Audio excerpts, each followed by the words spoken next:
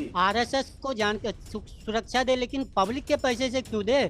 जी, या तो point. Public का पैसा यूटिलाइज गलत जगह क्यों हो? जो संस्था गैर सरकारी संस्था है, गैर पंजीकृत संस्था है, जिसको भारत सरकार ने 3-3 बार बंदिश लगाया है, ऐसे गलत जगह पब्लिक का जो रुपया है क्यों खर्चा हो? ये तो जनहित का मुद्दा है। हम किसी ये का नहीं, हम तो जनहित के मुद्दे को उठा रहे हैं। जी, स्पष्ट कभी सुप्रीम कोर्ट बोल रहे हैं कि सरकार सरकार अगर स्टेट अगर कहीं राज्य का पैसा का दुरुपयोग करे तो कोर्ट आंख बंद करके नहीं रह सकता है। जी, लेकिन यहाँ ऐसा दिख रहा है कि आंख बंद कर लिया। कोर्ट स्वयं भी इसके ऊपर माने संज्ञान ले सकता है, इसके ऊपर जानकारी मांग सकता है, इसके ऊपर इंक्वायरी बैठा, हर चीज़ कर सकता है। ये हाई कोर्ट को भी, सुप्रीम कोर्ट को भी पावर है। और ये चीज़ खुलेआम हो रहा है। वहाँ अगर सीआईएसएफ का कंपनी है, जनता की पैसा लग रहा है तो खुलेआम है। मोदी सरकार ने 12 लाख करोड़ रुपया माफ कर दिया। अगर किस वो चीज़ के 12 लिए? करोड़ असूल लेते तो इससे कई स्कूलें खुल सकती है, हेल्थ किस चीज़ के का लिए समस्या सॉल्व हो सकती किस नमस्कार दोस्तों, मैं अजय प्रकाश और आप देख रहे हैं जन ज्वार। हमारे साथ ललन कुमार सिंह। आप सबको याद होगा कि वह पेशे से मजदूर हैं, लेकिन अपने कामों से वह देश में इस समय सबसे बड़े राष्ट्रभक्त के तौर पर भी वह लगातार आरटीआई के जरिए देश के सबसे बड़े संगठन राष्ट्रीय स्वयंसेवक संघ यानी आरएसएस की आर्थिक गतिविधियों की जानकारी चाहते हैं। आप सबको याद होगा कि वह 2021 से लगातार 8 आरटीआई कर चुके हैं। उन्होंने आरएसएस के बारे में जानना चाहा कि आखिरकार आरएसएस के पैसे का स्रोत क्या है, उसकी जो सुरक्षा दी गई है उसकी वजह क्या है, और भी बहुत सारी चीजें उन्होंने जाननी चाही। इसके लिए वह आरटीआई दफ्तर गए। उसके अलावा उन्हें मजबूरी में हाई कोर्ट जाना पड़ा और 3 वर्षों में 8 आरटीआई किया। लेकिन नवीनतम जानकारी क्या है? क्योंकि पिछली जानकारी में उन्होंने बताया था कि अधिकारी उन्हें टाल रहे हैं। अब उनमें से हम यह जानना चाहेंगे कि लगातार आरटीआई के बाद आरएसएस को लेकर आपके पास नवीनतम जानकारी क्या है? ललन जी, आपका जनज्वार में स्वागत है। आपको हमारे पाठक दर्शक जानते हैं कि आप लगातार एक जानकारी जो देश की पार्टी चलाने वाला संगठन है यानी भाजपा का जो मातृ संगठन है आरएसएस, उसके बारे में आप जानकारी चाह रहे हैं। आप हमें अपडेट दीजिएगा कि आपकी आखिरी आरटीआई के जवाब में सरकार या सरकार के नुमाइंदों ने क्या कहा? देखिए, मैं 2021 से ये जानकारी संबंधित विभाग से मांग रहा हूँ, लेकिन हमें वो जानकारी नहीं दिया जा रहा है, साथ में परेशान किया जा रहा है। जी, आज मैं आपसे सत्ता और व्यवस्था को लेके ये जो आरएसएस का क्या, आरएसएस को लेके सत्ता और व्यवस्था की क्या नीति है, इसके ऊपर थोड़ा सा हम बात करेंगे। जब आज की सत्ता और व्यवस्था का हम संबंध देखते हैं तो हमको एक इटली का जो फासिस्ट था मुसोलिनी, उसके कथन याद आ रहा है, जिसमें मुसोलिनी ये कहते हैं कि अगर आपको सत्ता टिका के रखना है, सत्ता में रहना है, तो व्यवस्था में आपकी पकड़ मजबूत होनी चाहिए। और आज भारत में ये स्पष्ट रूप से दिख रहा है कि सत्ता की पकड़ व्यवस्था में बहुत ज़्यादा शक्तिशाली रूप से उभर के सामने आया है। व्यवस्था सत्ता के हिसाब से पूर्णतः काम कर रही है और अपने को समर्पित कर दी है। जी, हम ये देख रहे हैं कि जब हम आरटीआई लगाने के बाद हमने 3 जानकारी उनसे मांगा था कि आरएसएस के पीछे, आम गैर सरकारी संस्था के पीछे जी, पब्लिक मनी कितना खर्च हो रहा है। पहले हमने माहिती अधिकारी से पूछा, उन्होंने इनकार कर दिया। उन्होंने अपने आदेश, माहिती अधिकारी ने अपने आदेश में यह नहीं बताया कि आरएसएस कैसे सरकारी संस्था है। जब हमने अपील किया, फर्स्ट अपील, जी, तो उसमें 2 बातें उभर के सामने आई। एक कि एक ही दिन के एक आवेदन पर एक ही दिन एक अधिकारी ने 2 आदेश पारित कर दिए और आज हमारे ऊपर दोनों आदेश लागू है, जबकि एक आवेदन पर एक ही आदेश होता है, या तो आप पहले के आदेश को निरस्त कीजिए या उसमें कुछ सुधार कीजिए। तो ऐसा ना ही उसमें निरस्त है ना ही सुधार है, सीधा हमारे ऊपर वो लागू हो गया है। जी जब हमने इसका कारण पूछा तो उन्होंने महाराष्ट्र सरकार का एक जीआर बताया, जिस जीआर में लिखा है कि वो जो ऑर्गेनाइजेशन राज्य सरकार ने बनाया उसकी जानकारी आपको नहीं दी जाएगी। हम्म, और आरएसएस तो राज्य सरकार ने भी नहीं बनाया है। हम्म, आरएसएस कब राज्य सरकार का हुआ, ऐसा कोई भी उन्होंने अपने आदेश में उल्लेख नहीं किया है। उसके बाद हमने सेकेंड अपील कमिश्नर राज्य माहिती आयोग के पास किया, और उसमें 3 बातें उभर कर सामने आ रही। जी मैं ये आपके माध्यम से जानना चाहता हूं कि आरएसएस क्या सरकारी संगठन है? आरएसएस के आदेश में माहिती कमिश्नर के आदेश में 3 बात जो उभर कर सामने आ रहा है। नंबर 1, कमिश्नर ने ये नहीं माना कि ये जनहित का मुद्दा है। मैं जनज्वार के द्वारा आम जनता से ये जानना चाहता हूँ, जहाँ पब्लिक की मनी रकम, पब्लिक का रुपया महीना में करोड़ों करोड़ खर्च हो रहा है, गैर सरकारी संस्था के ऊपर खर्च हो रहा है, गैर पंजीकृत संस्था पर खर्च हो रहा है, क्या वो मुद्दा जनहित का मुद्दा नहीं बनता? आज जो है 2 करोड़ रुपया प्रतिमाह जनता का रुपया सुरक्षा के नाम पर आरएसएस पर खर्चा किया जा रहा, क्या ये जनहित का मुद्दा नहीं है? नंबर 1। नंबर 2, कि हमारा जो आवेदन है वो 24/4 पर था। 24/4 पर कमिश्नर को बोलना था कि इन दोनों का ऑर्डर सही है या गलत। उन्होंने 24/4 पर आदेश ही नहीं दिए, क्योंकि 24/4 के आदेश में ये भी है कि अगर जो जनहित का मुद्दा बनता है या जहाँ रुपये का हेरा फेरी दिखता है तो वो उसकी जानकारी आप दे सकते हैं।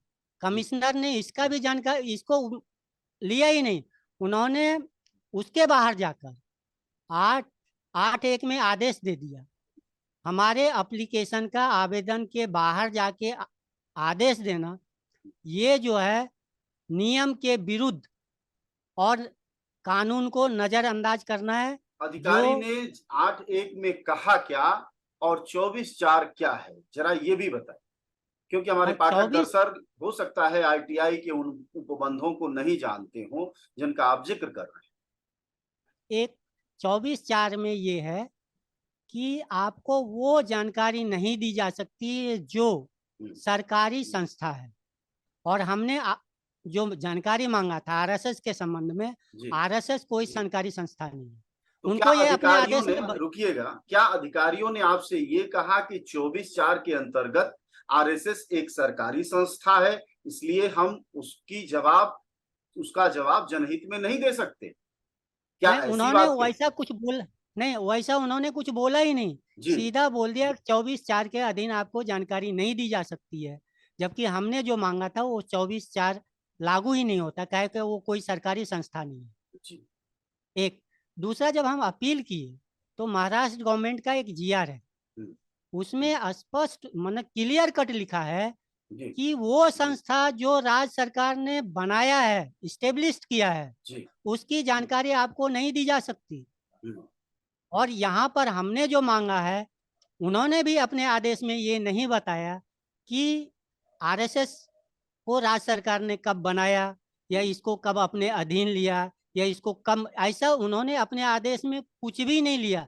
सिर्फ एक जीआर का डेट देके उन्होंने खारिज कर दिया। जी अब हम जी गए कमिश्नर के पास। हम्म, अब उन्होंने नंबर 1 कि उनका जो उड़ाने का ये था कि ये जनहित का मुद्दा नहीं है। जी जिस संस्था पर 2 करोड़ से ज्यादा रुपया प्रति माह खर्चा हो रहा हो, हम्म, तो क्या ये जनहित का मुद्दा नहीं बनता? हम्म, नंबर 2, कि 24/4 के बाहर माने हमारे एप्लीकेशन के बाहर जाके आदेश करना, जी जो सरासर कानून को नजरअंदाज करना है। कानून को नजरअंदाज माहिती अधिकारी भी किए, हम्म, आईपीएस अधिकारी जो प्रथम अपीलीय अधिकारी है उन्होंने भी किए, और ये जो आरटीआई का कमिश्नर है इन्होंने भी कानून को सरासर बाजू रख के आदेश पारित कर दिए। 24/4 के ऊपर उनको आदेश देना था, ये सही है उन दोनों का या गलत है? उन्होंने ऐसा कुछ आदेश में नहीं लिए। हमारे जो आवेदन है उसको परे जाके उन्होंने आदेश दिए 8/1 का, 8(1) का जो मुद्दा बनता है जिस पर जी। आपको नहीं दिया जा सकता। हम्म। जानकारी देने से भारत की संप्रभुता, अखंडता, राज्य की सुरक्षा, आर्थिक हित पर प्रतिकूल प्रभाव नहीं पड़ता है। यानी अगर आपको जानकारी देने से अगर इन सब चीज़ों पर, अखंडता या सुरक्षा, ये सब पर प्रतिकूल प्रभाव पड़ता है तो आपको जानकारी नहीं दी जा सकती। जी। हमको जानकारी देने से ऐसा स्टेट या देश के ऊपर अखंडता का, संप्रभुता का या आर्थिक हित पर कोई भी प्रतिकूल प्रभाव नहीं पड़ रहा है। जी। एक दूसरा उन है कि अगर मेरे को जानकारी देते और न्यायालय, अधिकरण या फिर उच्चतम न्यायालय के आदेश की अवमानना होती, हम्म। को जानकारी देने से ऐसा किसी भी प्रकार का न्यायालय, उच्चतम न्यायालय या किसी अधिकरण के आदेश का प्रतिकूल प्रभाव या उसकी अवमानना हम नहीं कर रहे हैं। हम्म। हमने ऐसा मांगा ही नहीं। अगर जानकारी देने से संसद या विधानमंडल के विशेषाधिकार भंग नहीं होता, अगर हमारे जानकारी देने से संसद या विधानमंडल का विशेषाधिकार का हनन होता तो नहीं दे सकते थे। हमारे जानकारी देने से ऐसा उनको कुछ नहीं हो रहा था, फिर भी नहीं दिए। जानकारी देने से गोपनीयता या बौद्धिक संपदा का नुकसान जी। नहीं होना, यानी अगर वो मेरे को जानकारी देने से बौद्धिक संपदा का नुकसान होता या किसी तरह का गोपनीयता भंग होती तो नहीं देते, लेकिन देने के बाद ये नहीं हो रहा है। जानकारी देने से सुरक्षा को खतरा पैदा नहीं होता। एक गैर सरकारी संस्था का अगर जिसको भारत सरकार ने 3 बार प्रतिबंध किया, बंदिश लगाया, हम्म। अगर आप उसका सुरक्षा दे रहे हैं तो उसका क्या सुरक्षा खतरा क्या पैदा हो सकता है? जानकारी देने से अपराधियों को पकड़े जाने में अवरोध पैदा नहीं होता। अगर ये तमाम चीजें हो रही तो आपको जानकारी नहीं दी जा सकती। ललन जी, ये बताइएगा कि 2021 में आपने जब जानकारी मांगी तो अधिकारियों ने उसे 24/4 के अंतर्गत मनाही कर, क्या ये हाँ, सही है? सही है। जी। उसके बाद आपने री अपील किया और फिर आपको मनाही 8(1) के अंतर्गत की गई, ये भी सही है? एक मिनट, जब उन्होंने पहली बार 21 में हाँ। 24/4 में ये किए और मेरे ऊपर इंक्वायरी बैठा दी, जी। जांच बैठा दिए, हम्म। तो हम हाई कोर्ट गए। जी। हाई कोर्ट में उनके वकील ने माना कि अब ये जो नोटिस है इस पर हम कार्रवाई नहीं करेंगे। हम्म। हाई कोर्ट का पिटीशन डिस्पोज ऑफ हो गया, बंद हो जी। गया। हम्म। मैंने पुनः दूसरा आवेदन अपील। किया हम्म। स्पेशल ब्रांच को, फिर उन्होंने वही 24/4 के अधीन मेरे को जानकारी नहीं दी। हम्म। और जब उसका फर्स्ट अपील हुआ तो हम्म। उन्होंने गवर्नमेंट का जीआर लिया, जी। उसमें रिजेक्ट किए। फिर मैंने तीसरा कमिश्नर के पास लगाया जिसमें उन्होंने 8(1) का हवाला देके जानकारी देने से इनकार कर दिया। 24/4 और 8(1) करीब करीब एक जैसी ही बातें कहते हैं, जिसमें कुल ले दे के ये कहा गया है कि देश की सुरक्षा, देश की संप्रभुता, देश की आर्थिक संपदा, देश की बौद्धिकता अगर प्रभावित होती है या उससे नुकसान होता है तो जवाब नहीं दिया जाए। लेकिन हाँ 24/4 और 8(1) इन दोनों ही मामलों में आपका यह कहना है कि आरएसएस के बारे में जानकारी देना, वह भी यह जानकारी देना कि आरएसएस की सुरक्षा में भारत सरकार या राज्य सरकार ने जो कुछ भी खर्च कर रही है उनकी सुरक्षा में, जो गार्ड लगाए हुए हैं सरकारी नौकरियां करने वाले पुलिस वाले, उनका क्या खर्च है उनका हिसाब दो या उसकी जानकारी दो। इससे आपका कहना हाँ, है कि राष्ट्रीय सुरक्षा को कोई खतरा नहीं है। हमें भी यही खतरा लगता नहीं है। है कि वाकई राष्ट्रीय सुरक्षा को कोई खतरा नहीं। अब आइए फिर से, चूंकि आप लगातार अपील पर अपील करते रहे हैं, कर रहे हैं, आप डर नहीं रहे हैं, ये एक बड़ी बात है, क्योंकि देश के हालात ऐसे हैं कि इस समय तो कोई बोलने का नाम नहीं ले रहा है आरएसएस पर। आप खुद भी अनुभव बता चुके हैं कि वकील भाग जाते हैं। तो हम ये आपसे जानना चाहेंगे कि इतना बड़ा रिस्क, इतनी बड़ी कोशिश, इतना बड़ा साहस आप कैसे कर पा रहे हैं? क्या आपके पीछे भी कोई विदेशी फंडिंग एजेंसी लगी हुई है? कहीं चीन में इनसे पैसा आ रहा है, अमेरिका वाले दे रहे हैं, या फ्रांस की कोई सरकार दे रही है? आखिर आपको ये ताकत, ये जज्बा मिल कहां से रहा है? आप डर क्यों नहीं रहे हैं सरकार से? देखिए, ये सिस्टम यही चाहती कि इसको थका के चुप कर दूं, लेकिन जी। मेरा एक वसूल है। हम्म। मैं इसी मंत्र के साथ लड़ता हूं कि हार नहीं मानूंगा, चुप नहीं बैठूंगा, और जब तक मिले ना जीत जी। लड़ते ही जाऊंगा। हमारे को कहीं चीन से या किसी भी ऐसे फंडिंग नहीं है। हम्म। मेरा खुद का हौसला, और आप जैसे साथियों का हौसला जी। लड़ने में मदद करता, और इसी के भरोसे मैं इस लड़ाई को लड़ रहा हूँ। तो आपको क्या लगता है कि जो साथी 2021 में आरएसएस की जानकारी के आपके साथ थे, वो साथ बने हुए हैं या वो पीछे छूटते जा रहे हैं और आप अकेले होते जा रहे हैं? हाँ, कुछ तो छूटते जा रहे हैं, जी। आरएसएस के नाम से छूटते जा रहे हैं। और अभी भी जब हम हाई कोर्ट जाने की बात कर रहे हैं, हम्म, तो बचे खुचे में से भी एक दो छूट जाएंगे, हम्म। लेकिन लेकिन आप बाहर से जिद जो क्यों है पाले हुए हैं? आखिर आरएसएस के बारे में जानकारी ही क्यों चाहते हैं? क्या वजह है आपको? आरएसएस जी। आरएसएस को जान के सुरक्षा दे, लेकिन पब्लिक के पैसे से क्यों दे? हम्म, जी। या तो पॉइंट। पब्लिक का पैसा यूटिलाइज गलत जगह क्यों हो? जो संस्था गैर सरकारी संस्था है, गैर पंजीकृत संस्था है, जिसको भारत सरकार ने 3-3 बार बंदिश लगाया है, ऐसे गलत जगह पब्लिक का जो रुपया है क्यों खर्चा हो? ये तो जनहित का मुद्दा है, हम किसी ये का नहीं, हम तो जनहित के मुद्दे को उठा रहे हैं। जी। अगर और आप पब्लिक मनी और आप इन पब्लिक दिनों। मनी जी। बोलिए बोलिए, आप माफ कीजिए। पब्लिक पब्लिक मनी का दुरुपयोग रोकना, ये तो मैं समझता हूँ कि ये तो हाई कोर्ट, सुप्रीम कोर्ट इसके ऊपर मतलब स्वयं संज्ञान लेके कर सकता है कि स्पष्ट कभी सुप्रीम कोर्ट बोल रहे हैं कि सरकार सरकार अगर स्टेट अगर कहीं राज्य का पैसा का दुरुपयोग करे तो कोर्ट आंख बंद करके नहीं रह सकता है। जी। लेकिन यहाँ ऐसा दिख रहा है कि आंख बंद कर लिया, कोर्ट स्वयं भी इसके ऊपर माने संज्ञान ले सकता है, इसके ऊपर जानकारी मांग सकता है, इसके ऊपर इंक्वायरी बैठा, हर चीज कर सकता है। ये हाई कोर्ट को भी, सुप्रीम कोर्ट को भी पावर है, और ये चीज खुलेआम हो रहा है। वहां अगर सीआईएसएफ का कंपनी है, जनता की पैसा लग रहा है, तो खुलेआम है। जनता का पैसे का दुरुपयोग कैसा सत्ता करता है, मैं एक छोटा सा आपको उदाहरण देता हूँ। जब ये देवेंद्र फडणवीस की पहली सरकार थी, इन्होंने अजीत पवार के ऊपर एक केस किया था, एक कंप्लेन था इनकी मंत्रालय में कि इन्होंने 70,000 करोड़ रुपए का गबन किया है। जी। और लेकिन आज देखिए सत्ता के लिए क्या किया उन्होंने, अपने ही तरफ ले आया और 70,000 करोड़ को ऐसे भुला गया जैसे लगता है बच्चा ने कोई गुब्बारा फोड़ दिया उसको भुला गया। 70,000 करोड़ का भुलाना, ये कितनी बड़ी बात है, माफ कर देना कितनी बड़ी बात। तो ये जो सत्ता और व्यवस्था का जो खेल है, ये लोगों के सामने आना चाहिए। ये भी मेरा एक मकसद है। और दूसरा कि जनता का पैसे का दुरुपयोग नहीं हो, इसको रोका जाए, जो ये लोग अपने हित ललन में जी, करते हैं। आप खुद भी एक मजदूर हैं, पेशे से मजदूरों के बीच रहते हैं, उनकी पीड़ा भी समझते हैं, किसान परिवार से आते हैं। आपको क्या लगता है कि सत्ता के दुरुपयोग का ये वही पैसा है जिसको गरीब मजदूर झेल रहा है? जो मुश्किलें इन दिनों लोगों की जिंदगी में है, बेकारी इन दिनों जिंदगी में है, महंगाई इन दिनों जिंदगी में है, क्या सत्ता के मद का जो दुरुपयोग है, धन का जो दुरुपयोग है, उसी के परिणाम में करोड़ों लोग इस समय बेकारी, महंगाई और अशिक्षा बिल, का घाव झेल रहे हैं? आपको आपका अनुभव बिल, क्या कहता बिल, बिल्कुल बिल्कुल।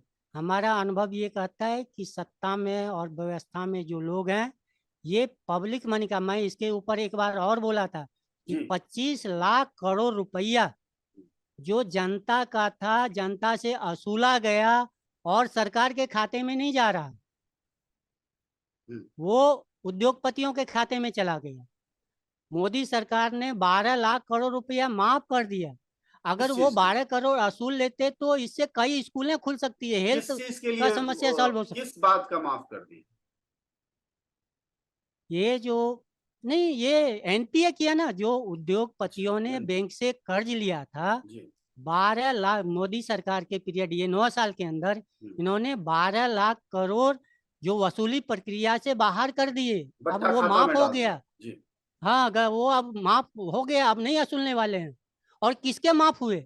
एक बात बताइए, ये बोलते हैं, ये सरकार बोलती है कि हमने ये कोरोना काल में लोगों को मुफ्त में अनाज दिए। कितना दिए? 1 लाख करोड़ खर्चा नहीं किए हैं 80,000 के पीछे, 80 करोड़ के पीछे 1 लाख करोड़ खर्चा नहीं किए। उसका तो बहुत ढिंडोरा पीट रहे हैं, मैंने ऐसा किया, मैंने ऐसा किया, उज्ज्वला गैस दिया।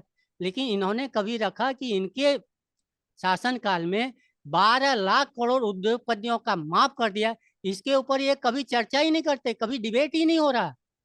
इनको तो ये छिपा लेते हैं। और यही पैसा है जो सरकार या तो आरएसएस के पीछे खर्चा करेगी या अपने एजेंडे में खर्चा करेगी। आप एक मान लीजिए, मैं एक साधारण सा आपको उदाहरण देता हूँ। एक प्रधानमंत्री पार्टी के प्रचार के लिए आते हैं, करोड़ों खर्चा करते हैं, वो खर्चा पब्लिक मनी का हो रहा है और काम किसका कर रहे हैं? पार्टी का। इनके पार्टी का खर्चा पब्लिक क्यों बेयर करे? शुक्रिया आपका बातचीत के लिए, धन्यवाद। हमारे साथ बातचीत कर रहे थे ललन कुमार सिंह। वह नागपुर में रहते हैं, पेशे से मजदूर हैं और वह आरएसएस के बारे में 2021 से एक जानकारी चाहते हैं मामूली सी, कि आखिरकार आरएसएस की सुरक्षा पर जो खर्च होता है वह सालाना या मासिक क्या है। इस जानकारी के लिए वह 8 बार अलग अलग समय अपील कर चुके हैं, लगातार अपील कर रहे हैं, लेकिन उन्हें जानकारी जो अधिकारी दे रहे हैं वह 24/4 और 8/1 के तहत कुल मिलाजुलाकर यह है कि आरएसएस एक आरटीआई अधिकारियों के हिसाब से ऐसी संस्था है जो एक तो सरकारी है और दूसरी उसके बारे में अगर जानकारी दी गई तो देश की संप्रभुता, सुरक्षा, आर्थिकी और बौद्धिक संपदा का भी नुकसान हो सकता है। खैर, इसी जिरह और इसी जानकारी की कोशिश में ललन जी हैं कि आखिरकार ऐसे कौन सी संप्रभुता नष्ट हो जाएगी अगर आरएसएस की जानकारी यह मिल जाएगी कि उसकी सुरक्षा पर सरकार कितना खर्च कर रही है। लेकिन वह बता भी रहे हैं कि आरएसएस का नाम सुनते ही लोग भाग जाते हैं। जाहिर तौर पर आजकल जिस तरह से सीबीआई और ईडी के रेड पड़ रहे हैं, पत्रकारों को भी जिस तरह देशद्रोही बनाया जा रहा है और भाषण देने वालों को भी जेल में ठूंसा जा रहा है, वैसे में ललन कुमार सिंह बचे रहेंगे, इसकी उम्मीद करिए और यह भी उम्मीद करिए कि उन्हें सही जवाब इस लोकतंत्र के बने रहते मिल जाए। शुक्रिया आप सबका बातचीत के लिए, धन्यवाद।